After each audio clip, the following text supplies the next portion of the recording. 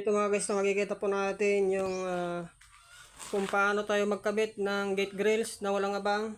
So ang gagawin lang dito, tayo po ngayon ay magkakalkal ng bakal dyan, tulad nito. Saka tayo maglalagay ng 16mm, i-welding natin sa loob. Pag na-welding na, tapalan na natin, palitadaan na. Yan. So ito yung pinaka bisagra, yung tinatawag na hinge. Ayan o.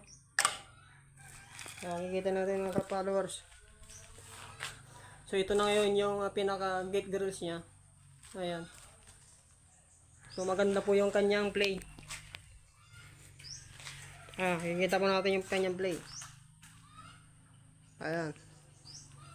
So bali ang ilalagay natin dito na cover niya yung spandrel para mas magaan yung kanyang bubuhatin, para hindi babayok-yok yung pinaka gate grills niya.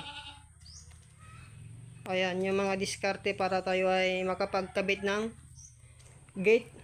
Pag walang abang, tayo ay magkakalkal ng bakal sa loob ng poste, saka tayo mag-welding doon. So ganun lang yung kasimple para tayo po ay makapagkabit ng gate grills. Ayan. So kung tatanungin nyo mga guys, yung price nito, yung 2x2 and 1x2 na tubular. So bali, ang mga gagastos lang dyan ay nasa 3,000 lang. Pares na yan mga guys, pero yung isa hindi pa naikabit. At yung pinaka-spandrel nga, depende po sa inyo kung magkano yung per spandrel, per metro. Ayan.